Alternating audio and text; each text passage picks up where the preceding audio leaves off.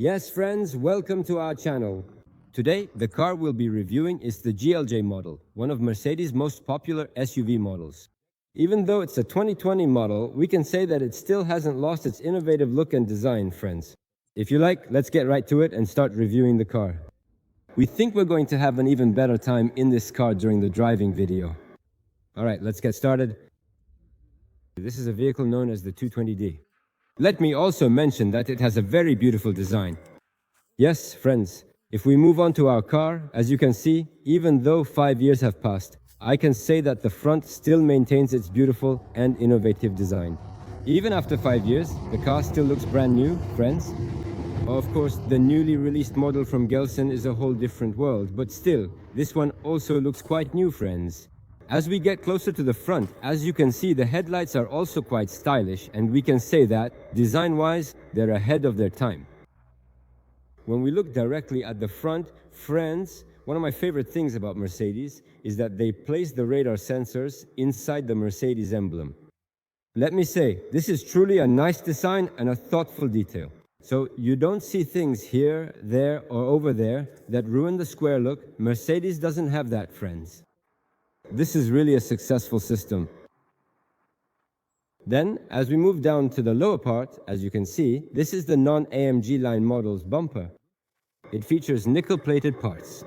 In the AMG line, the entire bumper, grille, etc. changes. I can say it has more aggressive and black details.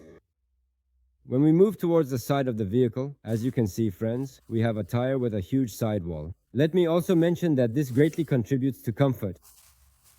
As you can see, our brakes are perforated, and let me say that it has a powerful braking system.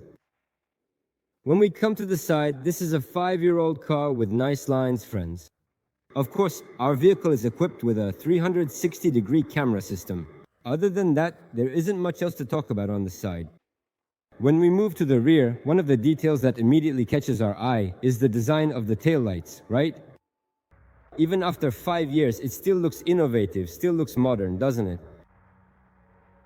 Let me show you like this, friends.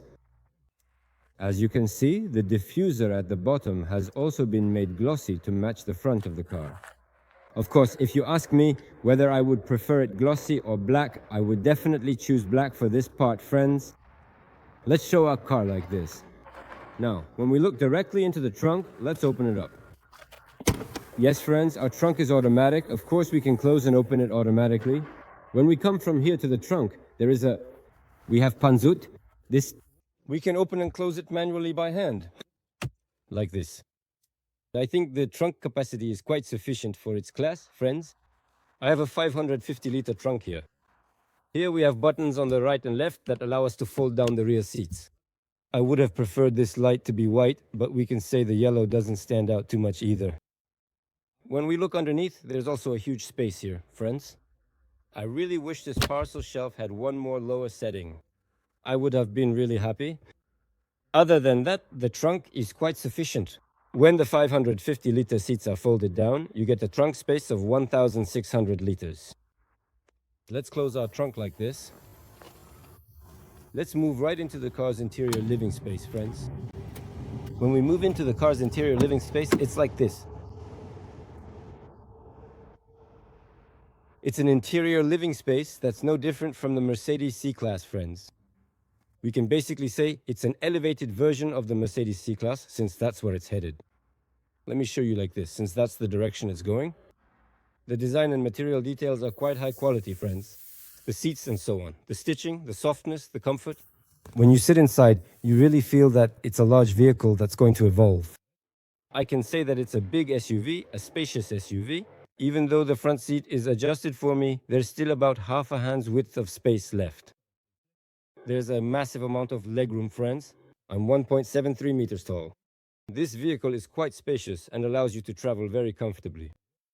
There's a drive shaft tunnel in the middle. 2 people can travel very comfortably.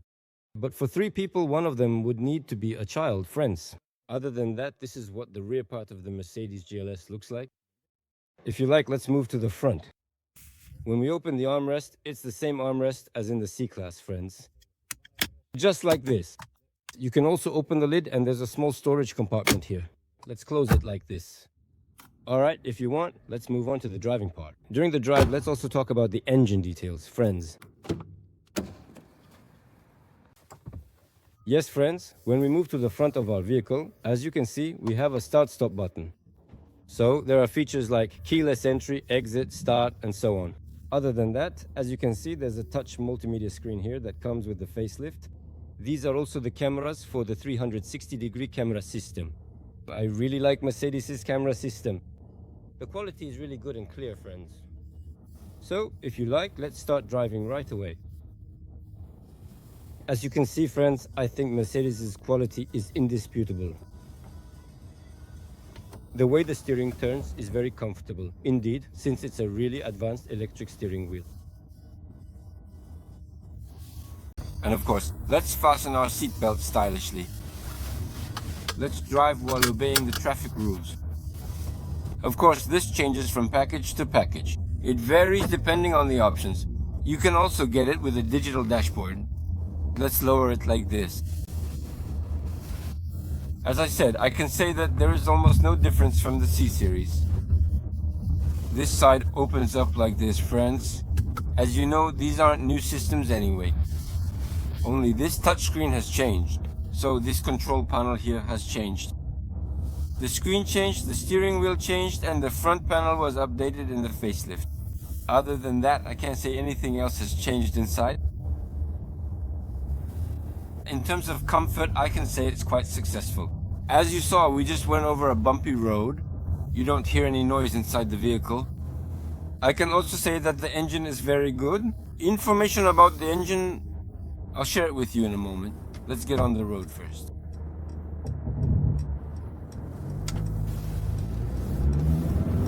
Yes, friends, this vehicle is a diesel 220d with a 2-liter engine. It produces 400 Newton meters of torque.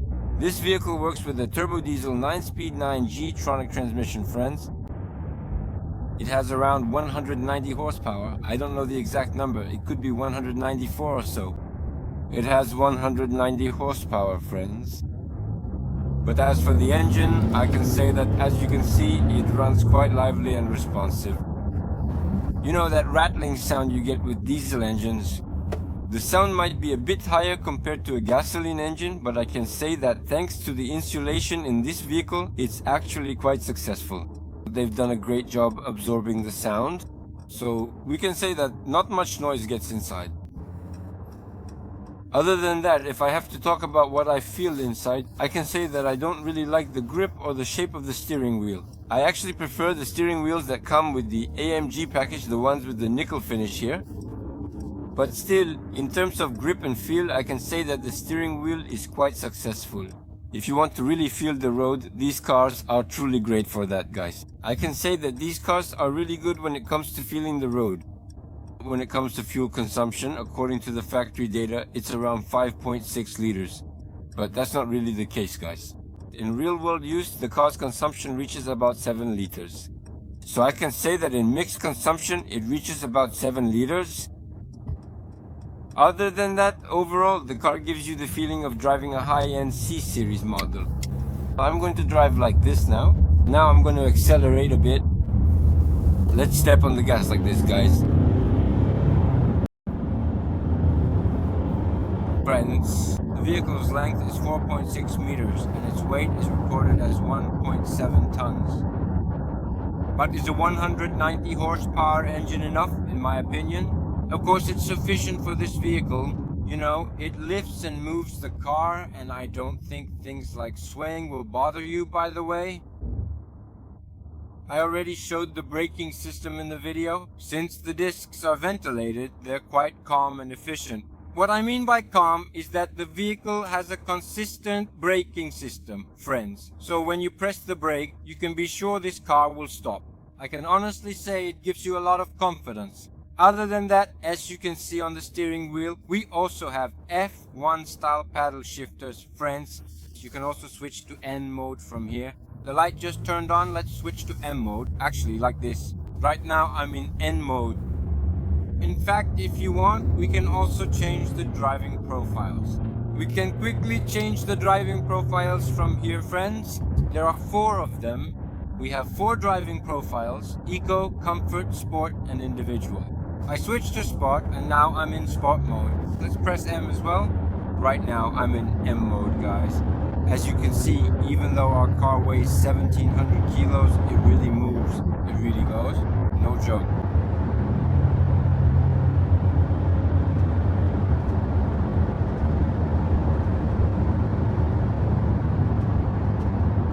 Yeah, it's nice.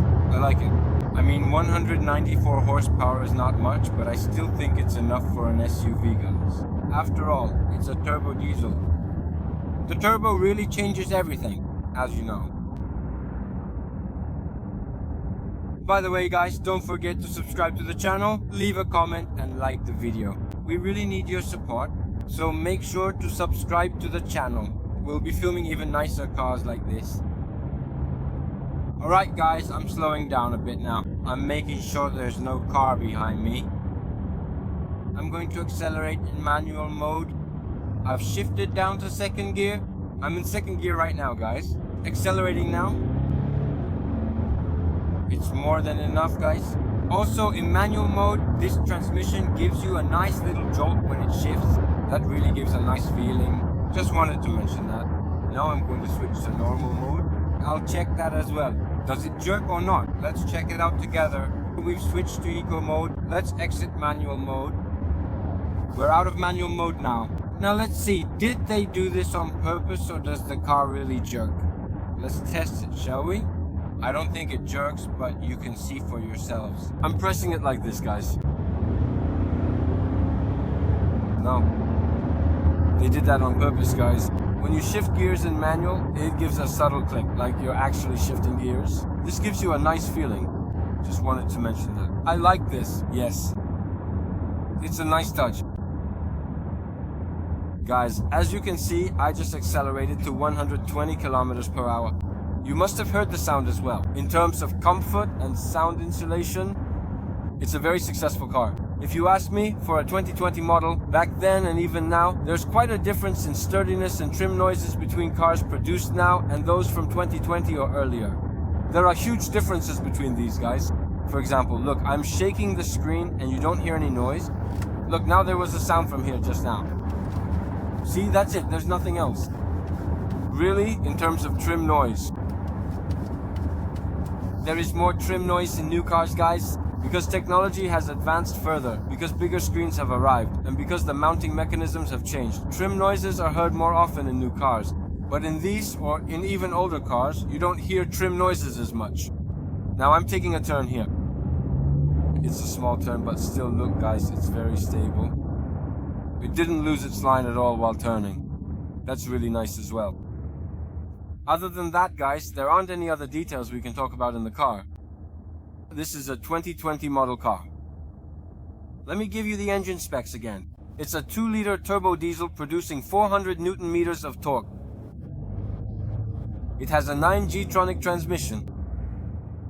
It's a nice car. I mean, it's completely suitable for family use, guys. For long trips and so on. This car could be a perfect fit for those kinds of things, guys. Other than that, I have nothing else to add. Thank you all very much. If you watched and liked my video, don't forget to like, subscribe, and leave a comment, guys. There will be more videos like this coming. Don't forget to follow us and stand by our side. Goodbye to all of you, friends. Shall we do one last acceleration as we exit this corner? Let's see how it responds as we come out of this turn. Guys, it's really nice. No joke. Let's also obey the traffic rules. But it's nice. I mean, I liked it. Its acceleration and so on, they're nice. Yes, friends, goodbye. Take good care of yourselves. I love you all.